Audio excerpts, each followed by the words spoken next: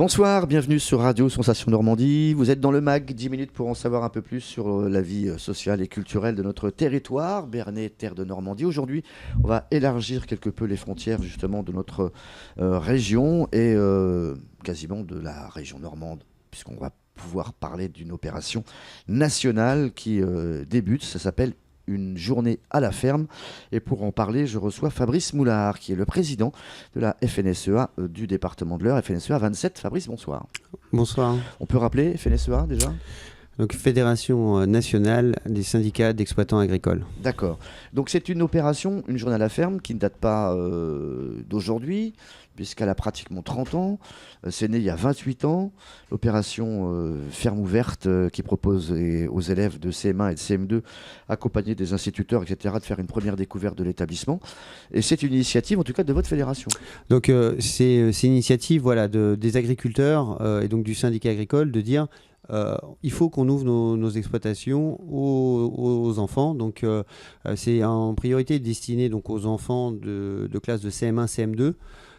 Donc elle a un but multiple, c'est déjà de montrer comment sont produits nos productions, enfin voilà, que ce soit le lait, comment on fait du lait, comment on produit du blé, comment on produit du colza, comment on produit de la betterave, comment on produit tout un tas de cultures qui font notre paysage actuellement. Et en fait aussi de faire un lien avec le produit un petit peu de consommation pour qu'en fait un enfant comprenne bien que quand derrière sa baguette de blé, sa baguette de pain, il y a un grain de blé, derrière sa bouteille d'huile, il y a des cultures de colza, derrière la brique de lait, il y a un élevage et des animaux qui sont là. C'est une visite de l'exploitation où on expose les choses de façon simple et ludique. Pour que les gens puissent appréhender, pour que les enfants et les instituteurs puissent appréhender notre quotidien. Pour revenir un peu à la genèse de l'histoire, est-ce que ça veut dire qu'il y a 28 ans ou il y a 30 ans, les fermes étaient pas fermées, mais on n'était pas ouvert véritablement sur le monde urbain, les gens de la ville, on ne voulait pas trop les voir? Non, en fait, je pense que c'est aussi une évolution. On avait tous dans nos familles quelqu'un qui était agriculteur. Et avec l'évolution, on sent que ce lien, et quand on demandait à des enfants, tiens, comment est fait le lait, on a l'image de l'huile à la brique, mais pas forcément de la vache, ou le poisson pané, c'est les exemples classiques. Et donc, c'était une façon de dire, venez voir un petit peu ce qu'on fait, et donc on essaie de cibler des exploitations qui sont des exploitations en fait sont à proximité. Donc les écoles nous demandent de venir, et donc nous on essaie de mettre une exploitation qui soit dans le périmètre de façon à limiter les frais, les transports, toutes ces choses là, et en fait c'est un petit peu la visite de l'exploitation du coin, quoi. Est-ce que ça ouvre à la vocation déjà CM1, CM2, c'est assez jeune. Est-ce que les enfants peuvent se dire tiens j'aimerais bien, au sortir de la visite de l'exploitation, souvent on dit c'est chouette comme métier, quoi. C'est aussi un petit peu l'idée, parce qu'on s'aperçoit qu'on a plein de métiers en agriculture qui sont parfois méconnus, et on a besoin de main d'œuvre parce qu'on s'aperçoit que c'est pareil, on est de moins en moins nombreux sur les exploitations, on a souvent des projets, et d'avoir des jeunes qui peuvent être motivés pour venir nous rejoindre, ça fait partie aussi des éléments un petit peu de pédagogie qu'il nous faut montrer, quoi. Puis l'agriculteur, c'est pas le paysan tel qu'on l'a au 19e siècle, c'est maintenant un technicien, un ingénieur. Il y a plusieurs métiers dans l'agriculture. En fait, on est un petit peu à une croisée des chemins, et entre autres, dans les fermes ouvertes là, qui vont avoir lieu le 28, on va être sur une exploitation où les vaches sont traites avec un robot. On sait qu'il y a de plus en plus d'exploitations qui sont en agriculture de précision. Il y a de plus en plus de tracteurs qui sont équipés avec des GPS, avec tout un tas d'outils de précision. Pour montrer aussi un petit peu ce côté un petit peu high-tech et quelque part au service de l'environnement. Souvent on dit, je ne sais pas si c'est une légende, que le paysan est souvent mieux, en tout cas plus connecté que la personne qui vit dans un milieu urbain, parce qu'en fait il a devancé les besoins, etc. et il sait de quoi il a besoin, et souvent on fait des recherches pour le monde agricole qui sont ensuite utilisés pour le monde civil. On sort un petit peu du cadre simplement les fermes ouvertes, mais c'est vrai que on a beaucoup d'organismes techniques, que ce soit dans l'élevage ou dans les céréales, qui sont là pour nous apporter justement tout ce conseil. Et tout ça se fait souvent par mail, par des échanges de réunions sur le terrain, où en fait on a une connaissance approfondie un petit peu des sujets. On a des organismes de recherche, entre autres, quand on est en agriculture de précision, on a défini les sols. Enfin voilà, je ne vais pas rentrer dans les détails, mais voilà, on est quand même à un virage. Pour faire court, par exemple, on ne vous la fait pas. Demain, si on vous dit qu'il fait beau, vous savez que non, il va pleuvoir.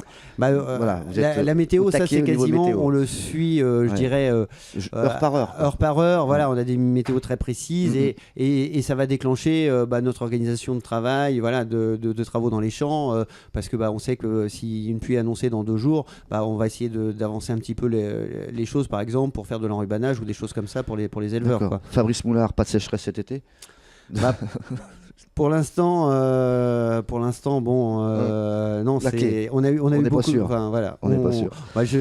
J'ai pas une boule de cristal. Alors, Ferme Ouverte, ça constitue donc un lien, un rendez-vous important entre le monde de l'enfance, mais aussi le monde scolaire et le monde professionnel de l'agriculture. C'est pour familiariser un peu tout ça, cet amalgame, et des visites qui sont préparées longtemps à l'avance, quoi. C'est pas un truc qu'on improvise. Les profs sont déjà au taquet, etc. On sait où on va, les fermes sont choisies. Alors, pour que la visite soit la plus interactive et la plus intéressante, souvent l'instituteur prépare un petit peu avant sur le volet où il expose un petit peu ce qui est l'agriculture. Et comme ça, en fait, quand les enfants viennent sur l'exploitation, ils sont en contact direct. Et en fait, ils visualisent un petit peu le travail qui a pu être fait en amont. Et ça, c'est plutôt positif. Et le travail ensuite est rapporté chez soi ou à l'école, on retravaille après sur ce qu'on a vu. Voilà, c'est ça. Après, l'objectif, c'est d'en faire quand même quelque part derrière cette visite un élément de compréhension et d'apprentissage aussi.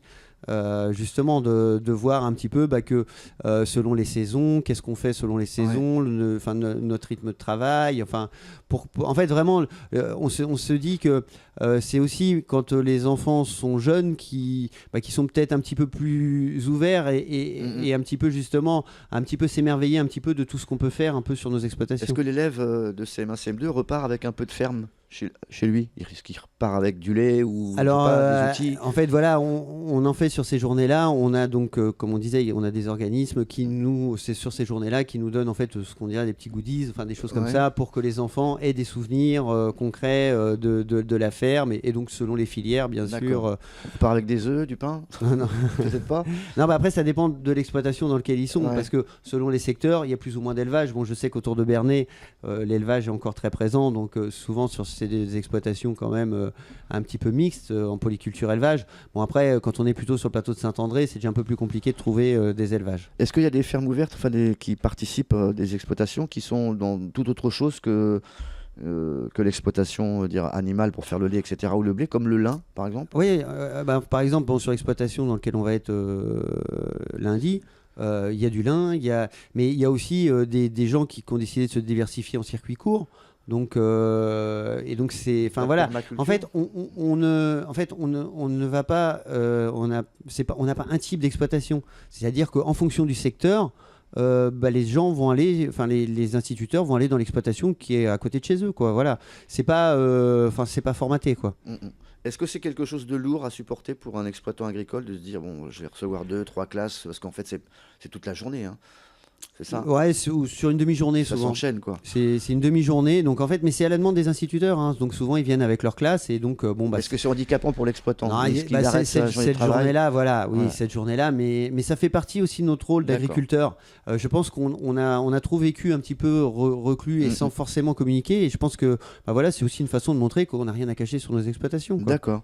Vous allez m'arrêter si je dis une bêtise. Est-ce que l'opération est combinée avec Made in Viande ou pas? Alors, il y a les gens de l'interprofession viande qui seront là, voilà, ce jour-là.